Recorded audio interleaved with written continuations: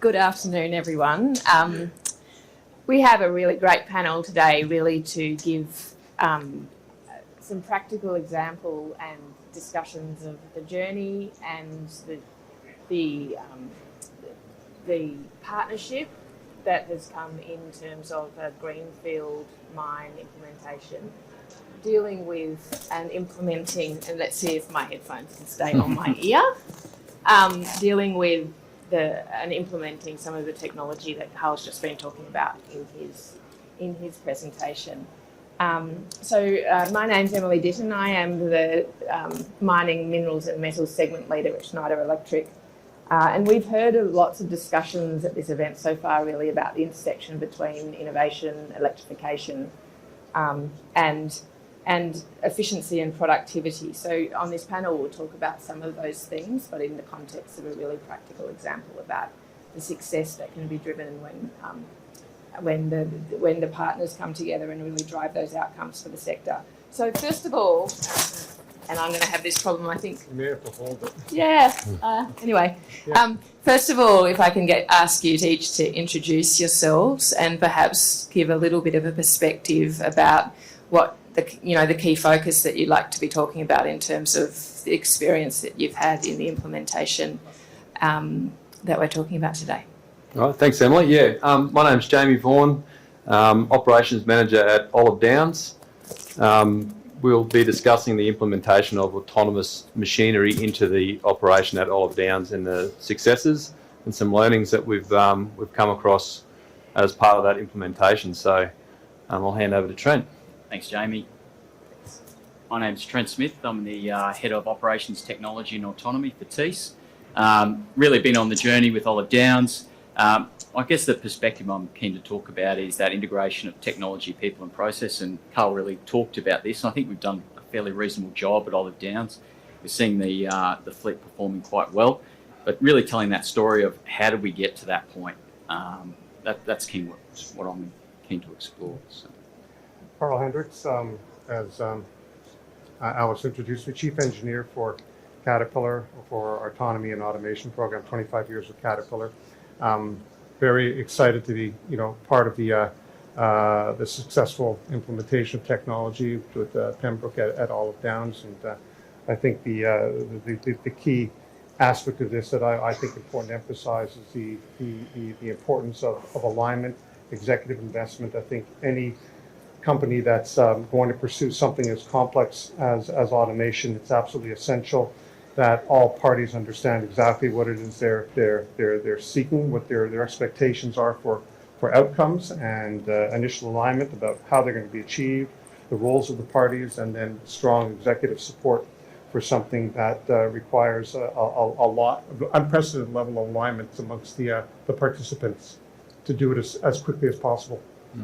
Thanks, Carl. And so perhaps, Jamie, if we can kick off with a bit of a background about the site and the scope and scale that we're talking about.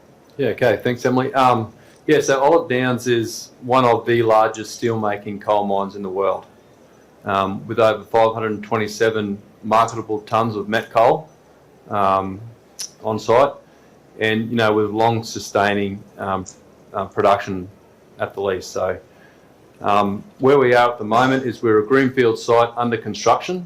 So construction has been very rapid, and as Carl alluded to, Thiess have implemented autonomous mining into the operation very quickly with a short time frame on the back of great planning and execution from the team. So we're a greenfield site, we're currently under construction. At the moment we've kicked off some major milestones in the construction phases. So we have water supply into the operation, we've got the rail and the electricity lines into Olive Downs. That's all commissioned. We've got the CHPP being commissioned in January next year, with coal sales early Q1. So very, very rapid time frame on site. It's been an 18-month journey for construction, with obviously a fair chunk of time and effort being put into the procurement and strategies around the construction design and implementation of that. So, sorry? Well, no, thank you for that. And before we kind of talk a bit more about the implementation with Thiess and Cat, what if you can share around the vision that Pembroke had in relation to the site? Yeah, so after construction's finished and we kick off autonomous mining with the fleet provided by Thiess and Hastings, is the mine will progress in 3 phases. So the first phase is we'll get production up and running and run at 6 million ROM tonne per annum the first 12 months, with the intent to expand into 12 million ROM tonnes in phase 2, and then phase 3 will enter into a annualised ROM tonnes of 20 million, and then from there on over 75 years of mine life on site at Old Downs. So a lot of growth, a lot of expansion activity after we kick off the phase 1. So a lot of opportunity there for the right partners to come on that journey, and what we've seen from Thiess and Hastings to date has been exceptional. And I don't want to steal too much thunder from Trent and Carl, but from what we've seen to date is very impressive, not just in the autonomous space, but also the construction of the mine and several of our partners that have helped us achieve that. No, absolutely. And, as you say, I think in terms of the way that the partnership has come together in terms of being able to drive those impacts so quickly in terms of the new site is really impressive. So perhaps, Trent, if you can talk a bit about the way that the team across Thiess, Pembroke Resources and Caterpillar have come together, and the particular approaches from a Thiess perspective that you feel have been really unique in terms of this project. Yeah, sure. As Jamie mentioned, it's been about 18 months in construction. I think it's fair to recognise that the relationship started back in about 2018 with Thiess and Pembroke to develop the project, and that went through a series of iterations. But we really started work in early 2022. Thiess were awarded the contract at that point, so we started to look for a partner that could meet the vision of an autonomous mine, and obviously we leaned on CAT fairly heavily at that time. CAT provided all of the iron along with all of the automation solutions through their dealer Hastings. And I guess 2022 was really about establishing a reliable technology foundation. We know from what Carl said earlier, that is a fundamental requirement of automation. So really building a technology stack, and that was a private LTE network, it was a control building, it was bringing the iron into the site, and then obviously fitting the technology layer. So by the end of 2022, we'd established or had first boots on ground, and we were working towards a control room. Quickly after, in the early new year, about 6 months away from mining, we started to connect up the whole network with the automation technology with the first vehicle. By the end of sort of Q1, Q2, we had our first autonomous truck running around the calibration pad. And I think what we did well as a business was integrate a whole range of parties. We had Caterpillar with the iron and the technology. We had several networking partners. We led the construction of the control room building, plus all of the server stacks and the control room fit out itself. So we had a fair project on our hands, and it was about bringing all of those parties together with a shared vision and a common goal and some key milestone dates. And, we certainly faced some challenges. It's a pretty substantial project. The next phase was about picking up 3 or 4 trucks and putting them into a sandbox environment. And we kind of did that in about May, June, and we started to really run the operation on a day shift basis. We managed to attract some fairly capable people in the industry to support the control room and automation, and we had some as well from our previous experience at Solomon. So at that point, we're up and running. We've got things going on a day shift basis. After about a month, we pivoted to night shift, and we've got the first autonomous fleet running. Kind of where we're up to today is we've expanded the autonomous operating zone. We've got 2 autonomous fleets running, co-mingling with a manual fleet. Early next year, we'll add 4th and 5th fleet. One of those will be autonomous and one will be manual. And I guess through that whole journey, everybody was, all of the partners were really clear on their role, what their accountabilities were, what the expectations and milestones were, and we had absolute support. So where people started to run into some challenges or weren't quite certain of how to approach a problem, we generally leaned on each other to kind of come up with, hey, we've seen this before and here's how we'll approach it. And particularly being able to do that over such a short time horizon, I think is really impressive. Yeah. I think, we've sort of been doing several of these smaller scale projects with drills and dozers since 2018. And I think that set us up with a whole range of lessons around technology, but also the people and process. You know, we really focused on build a reliable technology stack. As we got into operations, we put a lot of focus into the change management aspects, as well as building robust processes that people understood, and then going through and training them, and then putting a support model behind that. Doing the So there change was management support around it. Yeah. Yeah, okay. And Carl, you've been talking about the CAT automation equipment. From the perspective of Caterpillar on this project, you know, what, in terms of the uniqueness of this project and the things that came together from a technology perspective, perhaps if you could talk about that a little bit. Yeah, I think, well, first of all, this is the first contractor-led deployment use of a fleet. You know, it's Pembroke's first experience with Autonomy. I think it's testament to the investment that we made in delivering this as a reliable product. It's something that we can consistently implement at, you know, we're at 25 sites now, and it shows that the value of looking at this holistically, inclusive of proven infrastructure, the playbook, the operational roles, you know, best practices, and how to design operation centers and so forth, that we can go from, you know, initial trucks being commissioned earlier this year to now being here on the stage talking about a system that's already exceeding expectations for productivity, which is the final deliverable here. I think that's the key testament is, you know, the point at which the operational outcomes are realized. It's not simply having autonomous equipment operating, but the consistency and being able to bank on it reliably, I think is essential. You know, develop rapid confidence in that this is going to work. We understand how it's going to work, and minimizing the amount of self-discovery that you have to go through as you repeat each of these. Yes. Yeah, I think it's an interesting point, Carl. You know, I'm reflecting on your graph that you had up there where performance goes down and ultimately you'll end up somewhere. Within 3 months, I think we were hitting our performance targets out of the AHS fleet quite consistently.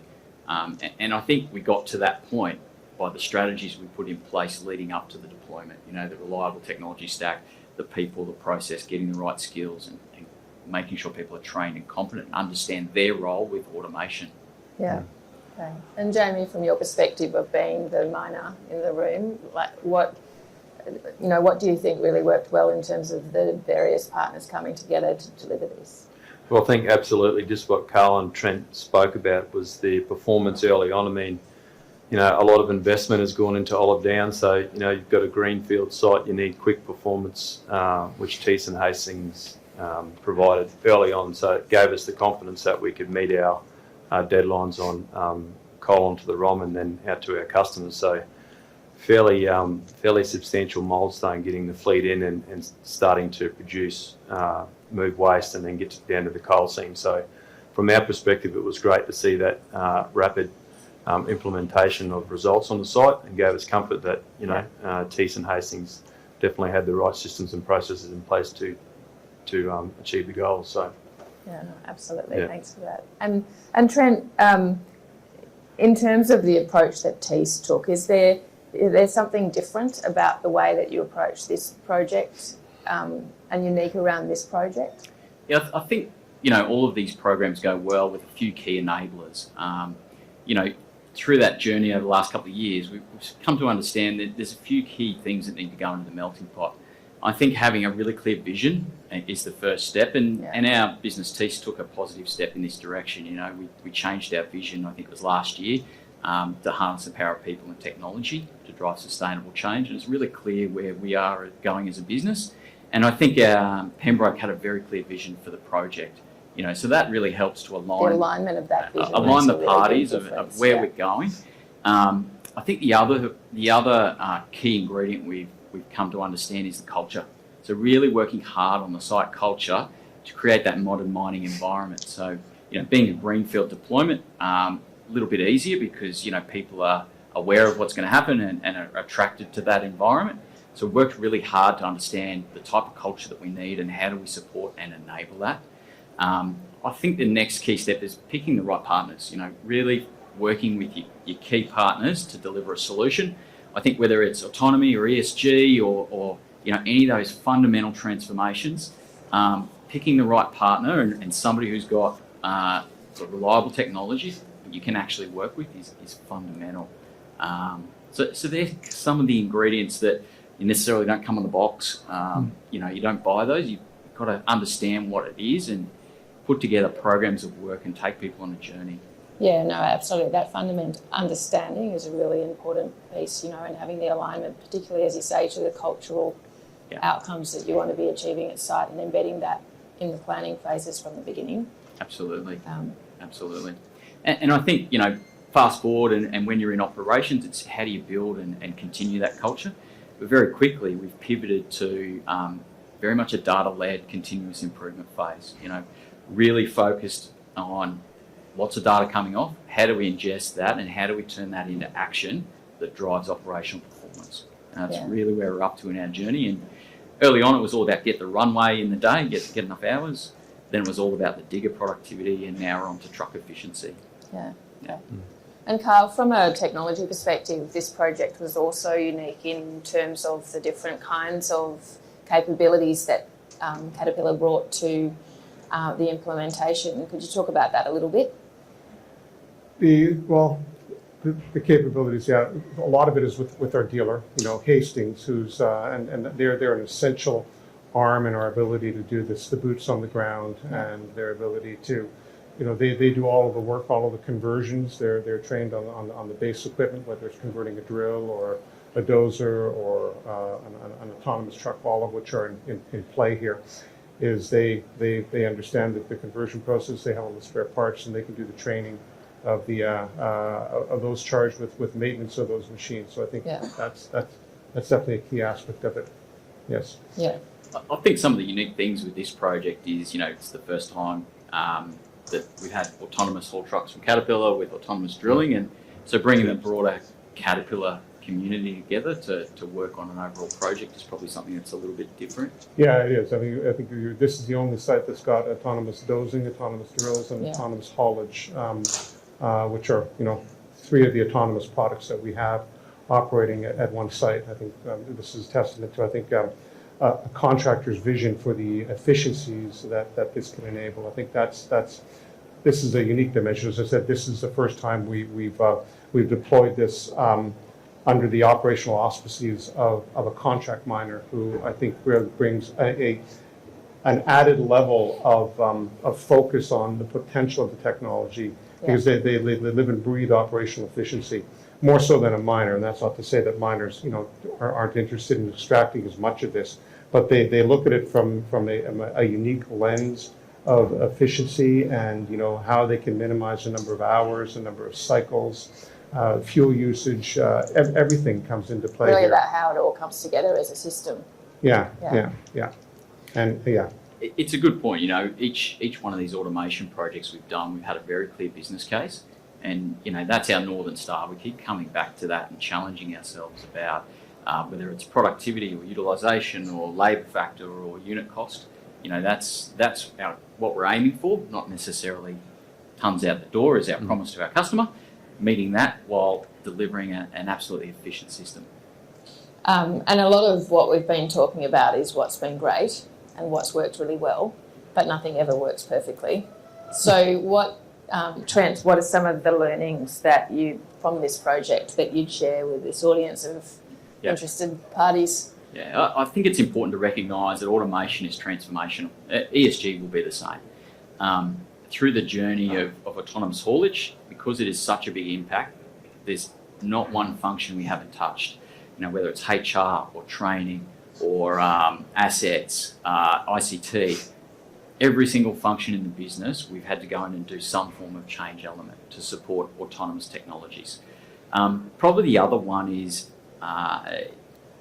we were aware training was going to be substantial, but we probably didn't prepare ourselves well enough for that. And being a greenfield site where you're not only delivering autonomous training, you've got that peak hump of all the base machine training, all the base skills training. So you've got this bow wave of training that just sort of hits you.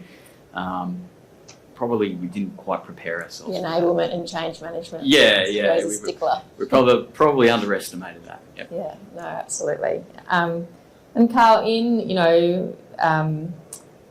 in thinking about what's been able to be achieved for Olive Downs, and then what the forward roadmap is for autonomous and electrified equipment. Mm-hmm. Perhaps if you could talk a little bit about how you see the forward development of technology capabilities from a Caterpillar perspective. I think we're at the sweet spot in terms of the machines that require automation. I mean, loading tools are out there. I think we're quite a ways from automating a loading tool. I still think this is a good job for a human. There's a lot of artisanry that goes into managing a load area and doing that. So I think, we've got autonomous water carts now, autonomous drills, autonomous dozers. We've got a number of autonomous trucks all the way from the 798 down to the 789 now, probably automating smaller vehicles for smaller mines. Mm-hmm. I think a big area of focus is going to be how we use autonomy not only to drive electrification, because it will be an essential platform to pursue electrification and charge management, but the next wave will be the drill to mill space and the optimization. Autonomy has gotten very good at moving a lot of material extremely efficiently. I think the next frontier is going to be improving the intelligence with which to move it, understanding, the in situ material characteristics, be it, hardness, optimizing blasts for mill throughput, comminution fragmentation size, understanding the grades, contaminants, and managing the selective feed to a plant to optimally deliver a recipe with the right range of hardness, fragmentation, grades, and contaminants, moisture levels to optimize that. And I think toward that, we're looking at, automated wheel loaders that'll operate on a ROM pile so that we can augment and keep a precise feed of material going at all times. So that's a big area of focus, is more the quality rather than just the productivity aspects. And simplification. It's still not a simple system to operate. I think, as Trent said, you always underestimate the amount of training and the fact that absolutely every group at a mine is to some degree impacted when you transition to autonomous haulage. Relative to the role of the controllers, I think we have to simplify the system. I think we have to bring in more AI for decision support, because there's so much that one person now has control over, and a good decision versus a bad decision can have significant consequence over the overall performance of each shift. So I think more AI and decision support and simplification. Yeah, absolutely. A lot of that speaks to really driving the way we do work rather than just automating it, right? Correct. And Trent, from the perspective of Thiess, when you think about, similar question, but from a contract miner perspective, when you think about the future of automated mining operations and, the way and the approach that you'd like to take to that, perhaps if you can talk about that a bit. Yeah, I think similar themes to Carl, but probably really focused on, and probably this is the contractor efficiency coming through, really focused on in-shift execution, that real-time interval control to drive operational performance in a more process-orientated way. So taking the human variable out of good decision, bad decision, standardising how you do work. I think that's the next journey for us. Automation is probably a key enabler for that, but I think that will start to get traction in our manual business as well. Certainly the future for us is very much focused on rehabilitation. We see a significant market there, taking our autonomous dozing capability into a rehabilitation site. We're doing a proof of concept early next year at a mine in central Queensland, where we're deploying 2 SATS dozers in to do reshaping work. Okay. So, I think that sort of talk about the semi-autonomous dozers, decision support for those as well. It's quite a complex activity. Really supporting the operator and giving them more capacity is a key area, so I think more of those themes. Yeah, no, well, thank you. I think this Olive Downs example is a really great example of how to take the complex technology and automation technology that you've been talking about Kat, Carl, and really drive that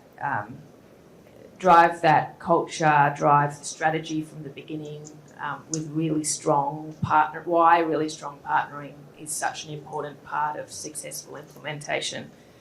So just to conclude, I think one of the things that I'd love to hear is, the advice that you would give to other organisations embarking on this journey. What are the things that you think that they need to be focusing on and really thinking about? Perhaps Jamie, what are your kind of final thoughts that you'd leave around what that advice is that you'd give to other mining companies thinking about this? Yeah, well, I think through our experience, it's and we were quite lucky because we were greenfield, so we were able to put in the right infrastructure to enable autonomous mining from day one. If you're on an existing operation, it's critical, in my opinion, that you need to go through and review your infrastructure to be able to support it. So a lot of mines are probably already technology is strong across all operations. There's probably a bit of a lag in connectivity, which again, you've got to go and invest in that right infrastructure to provide 100% solid communications through to your autonomous fleet. So that would be my advice to anyone looking at embarking on that journey. And I guess why I've got you talking, is there anything, having been through this experience and what you've done, that you would do differently? Look, to be honest, I think there probably isn't. I mean, you hear about the successes that Thiess have had in implementation and Hastings supplying the right equipment. I think we've done a really good job at meeting our milestones. So, there's obviously some learnings to take out of it, but I don't see those bumps in the road have impacted us at all. Yeah, absolutely. It's a great story. Trent, how about you, from the perspective of what advice would you give to organisations looking at either starting this journey or extending current operations? Yeah, I think we can be guilty of pursuing these projects as technology projects, and that's one way to do it. The other way to do it is approach it from a transformation perspective. And to be honest, the value is in people and process. The technology is an enabler. The value is available in how people and process come together around the technology. And, Carl showed a range of outcomes. And I think with that theme, what I keep reinforcing to our team is we need to be good with technology. We need to be great at change management, and I think that's what we're doing well as a business, is managing the change, taking a manual process or a manual mine and going on that journey and implementing autonomy in a very structured way. Yeah, as you said, drive that culture and that vision from the beginning, have the right operating model in place, and then really drive the outcomes that the technology enables. Absolutely. Yeah. Yep. Absolutely. And how about you, Carl? What's the advice you'd leave with the audience to finish off? I think, Trent said it well. Key word is the transformation. That you're acquiring this technology because there's something transformative that you expect it to enable in your businesses. Understanding what that is, we've proven now. It's very satisfying. 10 years ago, this is what we'd hope would be something that we could reliably repeat and deliver. We know what autonomous trucks are able to do. We know what autonomous to deliver, but we can model and then work with the customer to say, look, this is what it's likely to do. This is the why. This is the what we expect, and then the alignment on what it is you're going to have to do organizationally to succeed with it. That's the key thing. It's the people in the process. It's no longer a question of the technology. It's what is the transformation you're seeking, and aligning on what it is you're going to have to invest to do that, inclusive of training and change management. Yeah, absolutely. Well, thank you very much to the three of you. Great discussion, and I'm sure there's lots of questions in the audience. So thanks very much. Thanks, Emilie. Thank you.